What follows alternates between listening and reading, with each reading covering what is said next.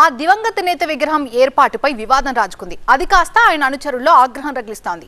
ఆయన టీడీపీలో సుదీర్ఘ కాలం పనిచేశారు. మంత్రిగా కూడా ఒక వెలుగు వెలిగారు. ఆయన విగ్రహం ఏర్పాటు కోసం నిర్మించిన దిమ్మలను అధికార యంత్రాంగం కూల్చేయడం ఇప్పుడు దుమారం రేపుతోంది. దీని వెనుక జిల్లాకు చెందిన టీడీపీ కీలక నేత ప్రమేయం ఉందని దివంగత నేత అనుచరులు అనుమానిస్తున్నారు. ఇంతకీ ఏదా జిల్లా, ఎవరా దివంగత నేత, ఎవరా కీలక నేత?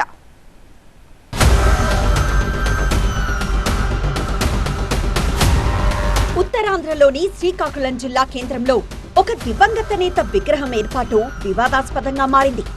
ఆయన టీడీపీకి చెందిన సీనియర్ నేత, మాజీ మంత్రి కావడంతో ఈ వివాదం మరింత రచ్చరేపుతోంది. శ్రీకాకుళం జిల్లాకు చెందిన టీడీపీ సీనియర్ నేత గుండా అప్పల సూర్యనారాయణ విగ్రహం ఏర్పాటుపై రగడ రాజుకుంది. టీడీపీ అధికారంలో ఉన్నా, ప్రతిపక్షంలో ఉన్నా 1985 నుంచి 2019 వరకు శ్రీకాకుళం అసెంబ్లీ నియోజకవర్గ పార్టీ టికెట్ గుండా కుటుంబానికే దక్కింది.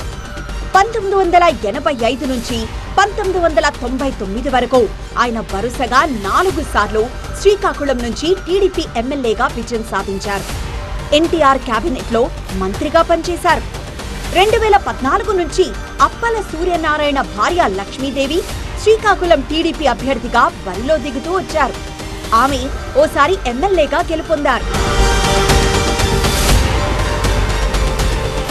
అయితే 1985 తర్వాత మొదటిసారి 2024 ఎన్నికల్లో గుండా కుటుంబాన్ని కాదని శ్రీకాకుళం టికెట్ను కొత్త వాళ్లకు టీడీపీ అధిష్టానం ఇచ్చింది.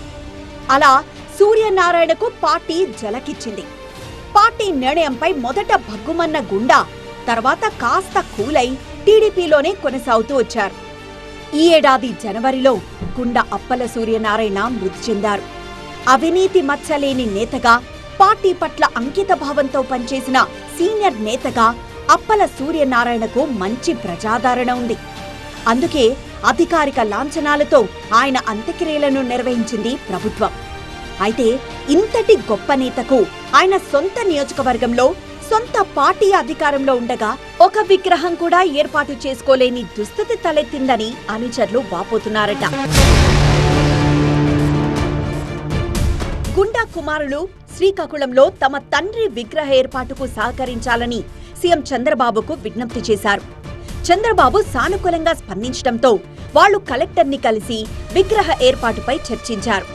2 చోట్ల గుండా అప్పల సూర్యనారాయణ విగ్రహాలు ఏర్పాటు చేయాలని అనుచరులు, టీడీపీ శ్రేణులు నిర్ణయించాయి. అరసవల్లి జంక్షన్, 7 రోడ్ల కూడల్లోని ఎన్టీఆర్, ఎర్రన్నాయుడు విగ్రహాల పక్కన స్థలాన్ని పరిశీలించి విగ్రహాల ఏర్పాటు కోసం దిమ్మలను నిర్మించారు. అయితే అనుమతులు లేవంటూ ఆ దిమ్మలను శ్రీకాకుళం నగరపాలక సంస్థ టౌన్ ప్లానింగ్ సిబ్బంది ధ్వంసం చేయడంతో వివాదం రాజుకుంది. విషయం తెలుసుకున్న గుండా అప్పల సూర్యనారాయణ అభిమానులు అక్కడికి చేరుకొని వారించినా ఫలితం లేకపోయింది. వాటిని హడావిడిగా తొలగించడంపై వాళ్లు మండిపడుతున్నారు. జిల్లాకు చెందిన కీలక నేత ఆదేశాలతోనే అధికారులు వాటిని తొలగించారని వాళ్లు ఆరోపిస్తున్నారు. ఎవరి ఆదేశాలు లేకుండా టీడీపీ నేత విగ్రహ దిమ్మలను తొలగించే సాహసం అధికారులు చేయరంటున్నారు. తమ నేతకు టికెట్ రాకుండా వెన్నుపోటు పొడిచి మానసిక క్షోభకు గురిచేసిన వాళ్లు చివరకు ఆయన మరణించినా కక్ష సాధింపులు ఆపడం లేదని తీవ్ర ఆగ్రహం వ్యక్తం చేస్తున్నారట. జిల్లా కేంద్రంలో అనేక మంది నేతల విగ్రహాలుండగా తమ నాయకుడి విగ్రహం ఏర్పాటుకు అభ్యంతరం చెప్పడం వెనక రాజకీయ కక్ష సాధింపులే కారణమని వాళ్ళు ఆరోపిస్తున్నారు.